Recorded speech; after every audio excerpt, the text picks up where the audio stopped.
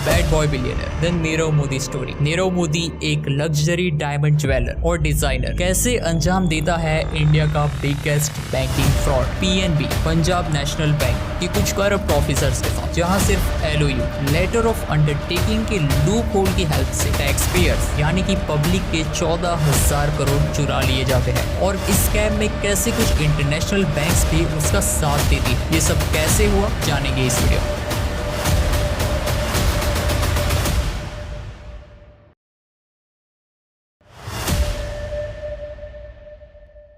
तो एपिसोड की स्टार्टिंग में नीरव मोदी का इंटरव्यू चल रहा होता है, जिसमें उसने ऑलरेडी अपना एक बहुत बड़ा एम्पायर खड़ा कर दिया होता है। मतलब कि वो अपने पीक टाइम पर होता है। वो अपने इंटरव्यू में कहता है कि ज्वेलरी का बिजनेस भरोसे पर चलता है, और क्योंकि जब कोई किसी ज्वेलरी को लाखों या करोड़ों रुपए दे रहा है तो वो ब्रांड पर भरोसा करके ही दे रहा है। अब गुची और प्राडा जैसे इंटरनेशनल ज्वेलरी ब्रांड के साथ नीरव मोदी का भी नाम लिया जाता है। जब भी नीरव मोदी अपनी कोई ज्वेलरी की शॉप ओपन करता था तो दुनिया भर के सेलिब्रिटीज उसे अटेंड करते थे। वो एक इवेंट बन जाता था। इतना ज्यादा पैसा वो सिर्फ ज्वेलरी सेल करके कमा रहा था। सबको यही लग रहा था जब तक कि वो स्कैम बाहर नहीं आया कि नीरव मोदी इतना बड़ा स्कैम इतने टाइम से कर रहा था। आखिर इन सब की शुरुआत कैसे हुई थी, ये जानने के लिए हमें नीरव की पूरी स्टोरी जाननी पड़ेगी, जो कि शुरू होती है उसके बचपन से। नीरव मोदी की फैमिली 3 जनरेशन से ज्वेलरी के बिजनेस में इन्वॉल्व थी। उनके ग्रैंडफादर, फादर, अंकल सब इसी बिजनेस से जुड़े हुए थे। नीरव ने ज्वेलरी का बिजनेस उसके चाचा मेहुल चौकसी से सीखा था। हालांकि मेहुल की इमेज मार्केट में बिल्कुल भी अच्छी नहीं थी। उसके खिलाफ कोर्ट में बहुत से केसेस थे। उसके साथ काम करने वाले बहुत से लोगों ने कंप्लेन की थी कि वो टाइम से पेमेंट नहीं करता है। वहीं एक मॉडल ने तो ये भी बताया कि उसे पेमेंट के नाम पर कुछ डायमंड्स दे दिए गए थे, जो कि पूरी तरह से नकली थे। खैर, नीरव मोदी ने उसके चाचा के साथ कुछ साल काम करने के बाद अपनी कंपनी 5 स्टार डायमंड की शुरुआत की, जहां पहले तो उस कंपनी में रॉ डायमंड को पॉलिश करने का काम किया जाता था। लेकिन धीरे धीरे उसे पता चला कि इस बिजनेस में इतना प्रॉफिट नहीं है, क्योंकि लेबर कॉस्ट और बाकी एक्सपेंस मिलाकर प्रॉफिट बहुत ही कम हो जाता था। असली profit high and retail business यानी कि ज्वेलरी को सेल करने में है। इसलिए वो सेलिंग के बिजनेस में भी आ गया, जिसके बाद नीरव की दिलचस्पी डिजाइनिंग में जागी। नीरव मोदी का पहला डायमंड जो उसने डिजाइन किया था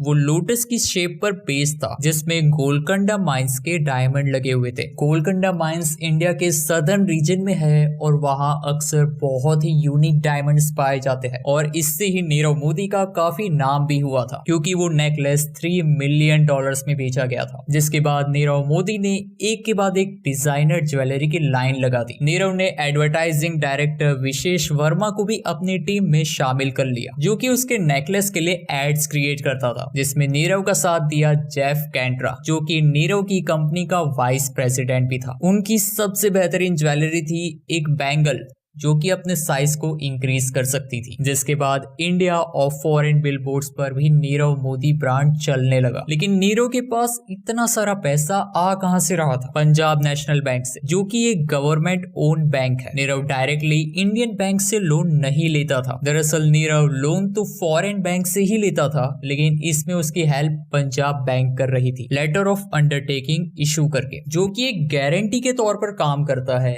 कि अगर नीरव ये लोन नहीं दे पाएगा तो ये अमाउंट इंडियन बैंक पे कर देगी। आखिर में लेटर ऑफ अंडरटेकिंग की जरूरत क्यों पड़ती है? तो अगर कोई इंडियन ज्वेलर फॉरेन से डायमंड एक्सपोर्ट करवाना चाहता है, लेकिन उसके पास पैसे नहीं है, तो वो इंडियन बैंक या फॉरेन बैंक से लोन ले सकता है। मानो अगर वो इंडियन बैंक से लोन नहीं लेना चाहता, क्योंकि पहले तो उसे उन पैसों को फॉरेन करेंसी में कन्वर्ट करना होगा, और दूसरा कि इंडियन बैंक्स में रेट ऑफ इंटरेस्ट भी हाई होता है, तो वो डायरेक्टली फॉरेन बैंक से ही लोन ले लेगा, जिसमें उसे पैसे भी कन्वर्ट नहीं करने पड़ेंगे और इंटरेस्ट भी कम लगेगा। लेकिन इसमें फॉरेन बैंक्स ट्रस्ट कैसे करेगी कि वो इंडियन ज्वेलर उसके पैसे वापस कर देगा, क्योंकि क्रॉस चेक करने में ही काफी टाइम निकल जाएगा। तब इंडियन बैंक्स जैसे पीएनबी उस इंडियन ज्वेलर की गारंटी लेती है लेटर ऑफ अंडरटेकिंग देकर। लेकिन ये भी ऐसे नहीं दिया जाता। एलओयू के बदले में क्लाइंट को उतनी ही वैल्यू का कैश कोलेटरल, एक तरीके का सिक्योरिटी डिपॉजिट जमा करवानी पड़ती करती है, जो कि नीरव नहीं दे रहा था। जी हाँ, नीरव बिना कोई कैश कोलेटरल के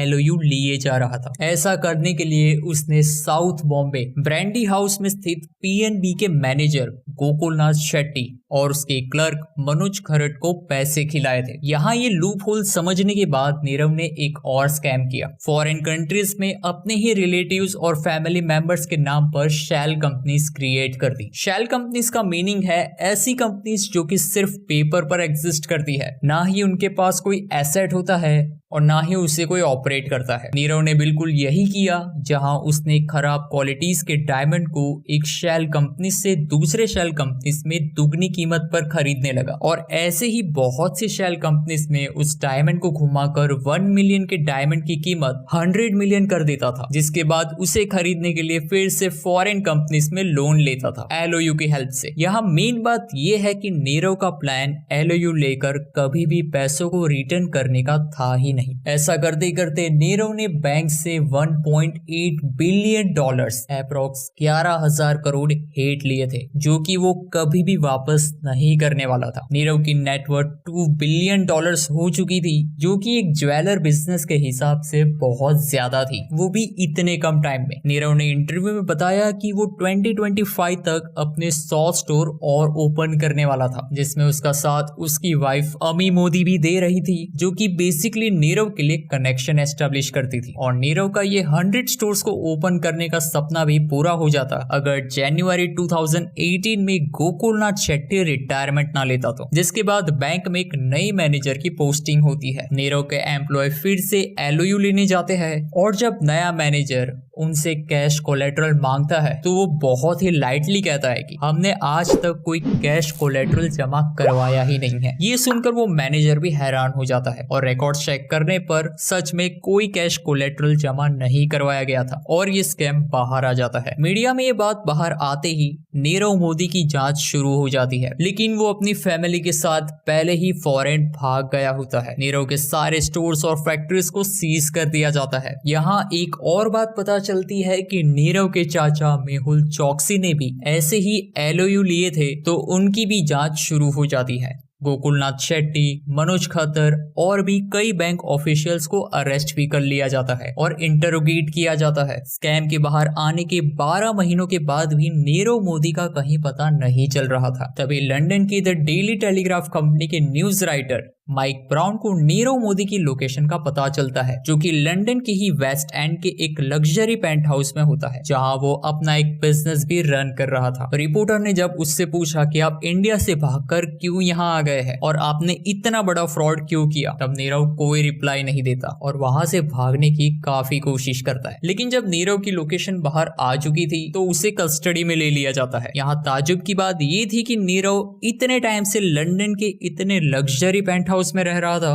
और वहां की गवर्नमेंट को इसके बारे में पता ही नहीं चला, जबकि वो वहां एक बिजनेस भी रन कर रहा था। वहीं नीरव जब इंडियन बैंक्स के साथ इतना बड़ा स्कैम कर रहा था तो बिना फॉरेन बैंक्स की हेल्प से ये पॉसिबल ही नहीं हो सकता था और फॉरेन बैंक्स नीरव का पूरा साथ दे रही थी, क्योंकि इसमें उनका भी फायदा था, जहां इनडायरेक्टली इसमें ब्रिटेन, स्विट्जरलैंड और अमेरिका जैसे देश भी शामिल होते हैं, जो कि इन फ्रॉड लोगों को इनके पैसे देश से बाहर लाने में हेल्प करते हैं। नीरव को कस्टडी में ले जाने के बाद इंडिया एक्सट्राडिशन फाइल करता है और केस जीत भी जाता है। मींस कि नीरव को इंडिया लाया जाएगा और इंडियन जेल में ही रखा जाएगा। हालांकि केस जीतने के बाद भी नीरव को इंडिया के हवाले आज तक नहीं किया गया, लेकिन ये कंफर्म है कि नीरव मोदी जेल में है और उसके सारे बिजनेस को भी जब्त कर लिया गया है। और इसी के साथ इस सीरीज का एपिसोड 2 यहीं एंड हो जाता है। Thank you for watching.